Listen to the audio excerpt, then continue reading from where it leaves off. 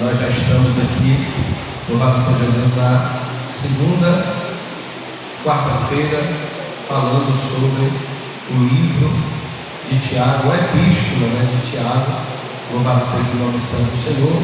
E na quarta-feira passada vimos quem é esse Tiago, nós tivemos o conhecimento de quem escreveu essa epístola, Tiago, e quem é o próprio Tiago, que é um irmão, e há uma expressão que é muito usada, meio irmão de Jesus, que ele, aleluia, era irmão de Jesus por parte de mãe, louvado seja o nome santo do Senhor, aleluia. Mas Tiago, aleluia, louvado seja Deus, era o meio irmão de Jesus por parte de pai, porque a outra parte de Jesus, louvado seja Deus, o lado espiritual, ele era divino, eterno, Deus, louvado seja o nome santo do Senhor, e por isso tem essa expressão, Abra sua Bíblia, Tiago, capítulo de número 1, nós paramos no versículo de número 12, e nós daremos continuidade a partir do versículo de número 13. Ninguém sendo tentado, diga: de Deus sou tentado, porque Deus não pode ser tentado pelo mal, e a ninguém tenta, mas cada um é tentado quando atraído e engodado pela sua própria concupiscência. Depois, havendo a concupiscência concebido, dará à luz o pecado, e o pecado sendo consumado, gerará a morte. Não erreis, meus amados irmãos, toda boa dádiva e todo dom perfeito vem do alto, descendo do Pai das luzes, em quem não há mudança e nem sombra de variação. Segundo a sua vontade, Ele nos gerou pela palavra da verdade, para que fôssemos como primícias das suas criaturas. Portanto, meus amados irmãos, todo homem seja pronto para ouvir, tardio para falar, tardio para se irar, porque a ira do homem não opera a justiça de Deus. Aleluia. Então, que leitura, amados, que leitura abençoada. E os versículos a qual acabamos de ler, as informações e as riquezas que esses versículos transmitem para nós são algo maravilhoso. Primeira coisa, irmãos, que nós vamos falar acerca dos versículos que nós acabamos de ler, a partir do versículo 13 até o versículo 15, é a primeira divisão. E nessa divisão do 13 ao 15, é uma pergunta que nós precisamos pensar sobre ela. E que pergunta é? Qual é a origem do mal? Porque o mal existe, queridos, mas nós precisamos entender da onde ele veio. Qual é a origem dele? Como foi que ele se instalou no mundo a qual nós estamos vivendo? Há muitos que acreditam, e inclusive pregam, irmãos, que por Deus ser o Criador de tudo, eles dizem que quem criou o mal foi o próprio Deus. Por ele ser o Criador de tudo, Deus também criou o mal. Todavia, isso, irmãos, não é verdade. O mal não tem origem em Deus, até porque Deus é perfeito. Se você olhar para o versículo de número, louvado seja o nome santo do Senhor, 17, olha lá o versículo 17, olha o que diz: toda boa dádiva e todo dom perfeito vem do alto. E ele aponta para essa pessoa, descendo do Pai das luzes, em quem não há mudança e nem sombra de variação. Ele está dizendo que tudo aquilo que vem de Deus, irmãos, é perfeito. Deus não fez nada imperfeito, e por não haver imperfeição em Deus, o mal não pode ter sido criado por Ele. O mal não pode ser criado por Ele. Então, pastor, qual é a origem do mal? Vamos abrir a Bíblia para nós poder explicar isso para os irmãos. Ezequiel, capítulo 28, versículo de número 15. Perfeito eras nos teus caminhos, desde o dia em que foste criado. Desde o dia qual Lúcifer foi criado, ele era perfeito em seus caminhos. Aí ele diz: até que, versículo 15, até que se achou iniquidade em ti. O que ele está dizendo? Ele era perfeito até que um dia ele pecou. Quando fala essa iniquidade, é pecado consciente. Perfeito ele era nos seus caminhos, respeitado no céu, todavia ele estava num padrão mais baixo acerca do nosso Deus. E ele pecou quando quis elevar o seu nome, elevar o seu trono e se tornar semelhante ao Altíssimo. E foi exatamente aqui que surgiu o mal chamado pecado. Então, a origem do mal está em quem? No diabo, em Satanás. Foi a partir desta queda, interessante, quando fala de queda, ele caiu, irmão, do céu. Foi no céu da majestade, da habitação do nosso Deus, que ele pecou, e de lá ele caiu, foi expulso. Só para você ter ideia, que ele contemplava o brilho da glória de Deus, ele contemplava o brilho da sua santidade, e neste lugar tão santo, Lúcifer pecou, dando assim a origem ao mal. Deus também, agora eu vou, não é para bagunçar somente não, pelo contrário, é para lhe ajudar a você, aleluia, não ser enganado, para você não ser enganado. A Bíblia diz que Deus criou o mal. Isaías 45, versículo 7. Vamos lá. Eu formo a luz e crio as trevas. Eu faço a paz e crio o mal. Eu, o Senhor, faço todas essas coisas. Aí você pode dizer, então, tem uma contradição na Bíblia? A Bíblia se contradiz? Porque se a origem do mal vem de Lúcifer, por que aqui está dizendo, no versículo 7 do capítulo 45 de Isaías, que Deus criou o mal? Pastor, se alguém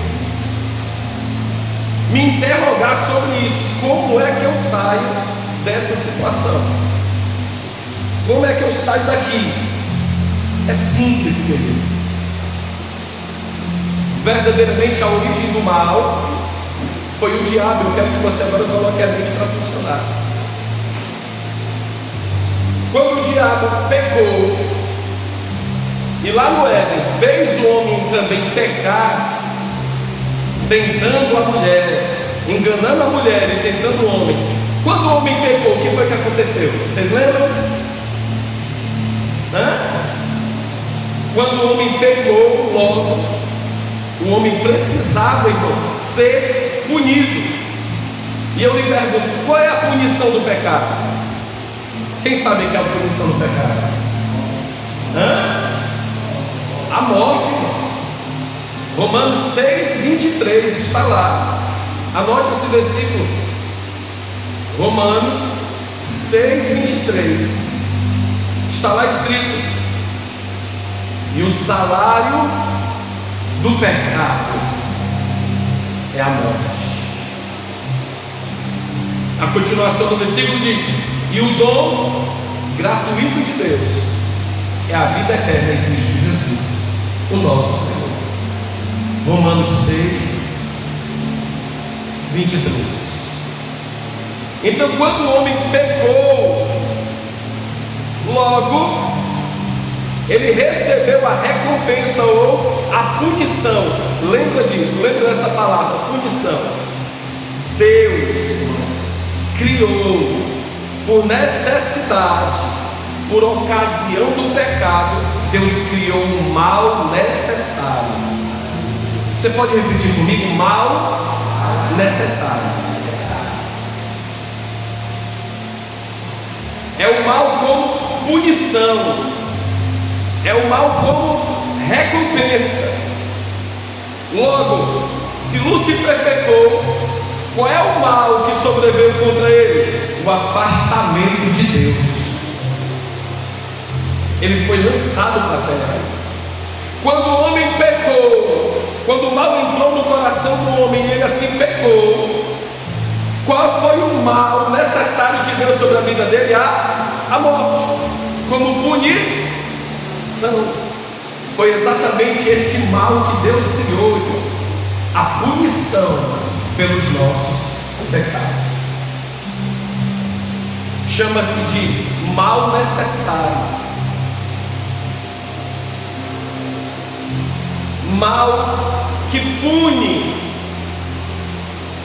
Aí as pessoas do nosso tempo, os pensadores, os filósofos, vendo os desastres ambientais, aonde várias pessoas morrem, inclusive crianças, mulheres, fala-se das guerras, fala-se da miséria que existe no mundo, e quantas pessoas morrem por conta de tantas fatalidades. E eles têm uma indagação dentro deles que talvez você já tenha ouvido ou ainda vai ouvir de alguma pessoa. Diz: se Deus é amor, por que existe tanta morte na terra? Se Deus ama, por que tem tanta gente morrendo? Se Deus ama, por que existe tantas guerras? Se Deus ama, por que existem tantos desastres ambientais, pessoas que são soterradas, pessoas que são arrastadas por enchentes e tudo mais? Se Deus é amor, por que isso tudo acontece? Todavia, amados, Deus não é culpado do sofrimento da humanidade. Deus não é culpado do sofrimento do homem, da mulher. Ao contrário, irmãos.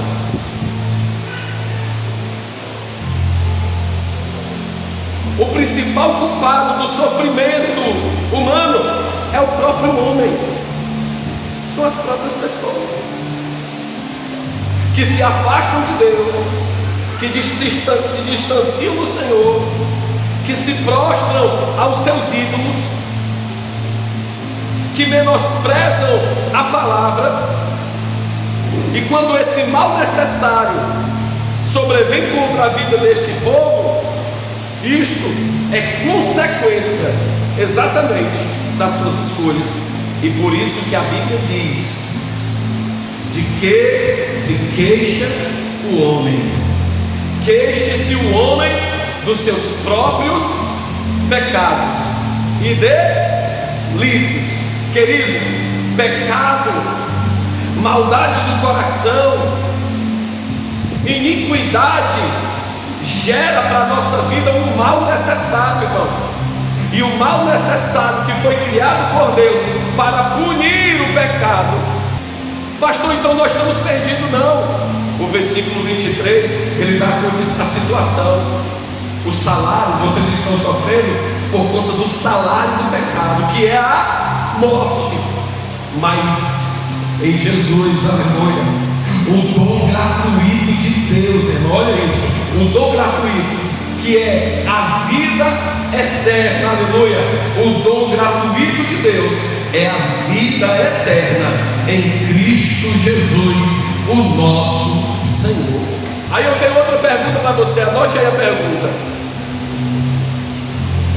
aonde se origina a tentação? Os versículos que nós lemos mostram muito bem isso, que dizendo da onde ela não vem, diz que ela não vem de Deus.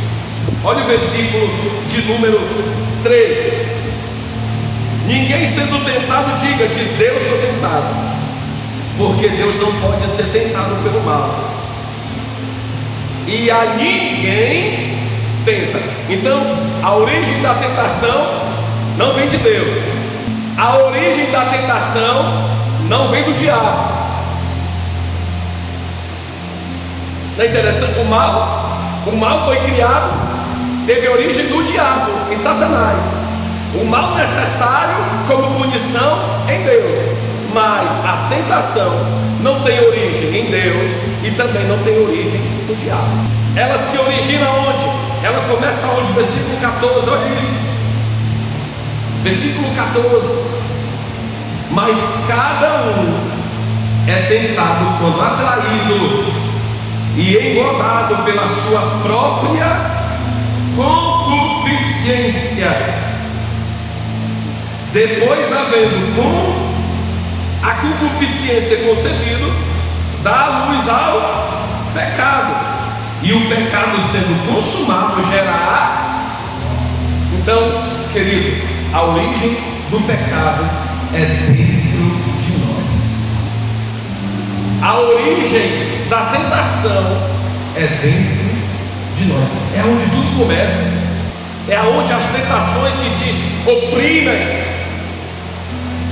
que você sente dificuldade de vencer, ela se originou dentro de você mesmo. E tem um conselho da parte de Deus que é exatamente isso. Nós, como cristãos em Cristo Jesus, precisamos, irmãos, controlar os nossos desejos, dos nossos pensamentos, que o pecado, irmão, se origina. Pensamentos, irmãos, gera sentimentos, e sentimentos gera comportamentos. Você não é o que você pensa. Você precisa colocar isso na sua mente. Por que você não é o que você pensa? Porque a mente mente. É até assim um trocadilho, né? A mente mente. Por isso eu preciso dizer para você: você não é a sua mente.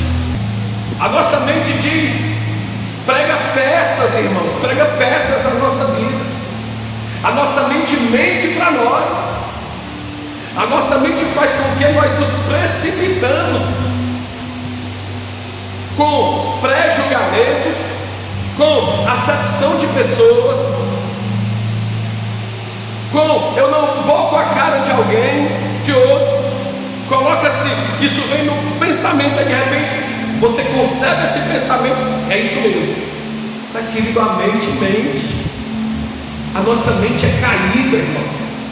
A nossa mente, ela foi manchada pelo pecado, querido. Então eu não posso acreditar na minha mente. Eu não sou a minha mente. Você não é a sua mente. Por isso, a necessidade de nós termos a mente transformada. Aleluia. Romanos no capítulo 12 e o versículo de número 2: e não sede conformados com este mundo, mas, aleluia, glória a Deus, mas sede transformados pela renovação do vosso entendimento, para que experimenteis qual seja a boa, agradável e perfeita vontade de Deus. Queridos, sabe quando é que uma pessoa verdadeiramente consegue mudar as suas atitudes? Sabe quando é que uma pessoa consegue mudar, irmãos, as suas atitudes? Quando ela primeiro tem a mente transformada. Enquanto pessoas, irmãos, não tiverem a sua mente transformada, vão viver dentro das igrejas com os mesmos pensamentos que tinham outrora, com os mesmos desejos pecaminosos, com o mesmo olhar maldoso, com as mesmas malícias do coração, com as mesmas maldades que nós tínhamos outrora, irmãos. Por isso, a Bíblia nos ensina, irmão, que precisamos ter uma renovação, não do guarda-roupa, mas uma renovação de entendimento, irmão, de compreensão, uma renovação da nossa mente. Porque depois que isso acontece aqui na vida de cada crente, tudo na vida dele muda. Então eu não posso aqui de maneira alguma acreditar que você que tinha um temperamento antes de aceitar Jesus e que agora, depois que você aceitou Jesus, esse temperamento continua. Eu não posso aceitar isso na vida de alguém que diz que aceitou Jesus como Salvador. Porque se o mesmo temperamento, irmão, continua, é porque ainda não nasceu de novo. É porque ainda não teve a renovação do entendimento. E por isso ainda não começou a experimentar a vontade de Deus, que é boa, perfeita e agradável. Porque quando a minha mente muda, louvado seja Deus, os meus sentimentos também mudarão. E assim como os meus sentimentos mudarão por a ocasião da renovação da minha mente, o meu comportamento agradará a Deus. Será para louvar e bendizer o nome do Senhor, irmãos. Jesus falou, querido, ele falou dizendo: quem quiser vir após mim, olha isso, é um convite, é que vocês querem vir após mim, vocês querem me seguir, não é obrigado, mas quem quiser vir após mim, tem que negar a si mesmo, tomar a sua cruz e seguir. Aleluia, glória a Deus. Muitos querem seguir Jesus sem cruz, irmão, mas não existe cristianismo sem cruz, não existe cristianismo sem renúncia, não existe cristianismo, aleluia, sem você dizer não para o pecado, dizer não para você mesmo, dizer não para você. Não existe cristianismo assim, de facilidade, não. Tem um cristianismo aí sendo pregado de facilidade, de bem bom, de flores. Mas o verdadeiro cristianismo, irmão, aleluia, louvado seja Deus, é diferente do que é sido ensinado nos dias de hoje. O caminho para o céu, louvado seja Deus, verdadeiramente não existe muralhas, como diz o hino, mas é necessário renúncia, louvado seja Deus, para nós chegar lá. Aleluia, glória a Deus.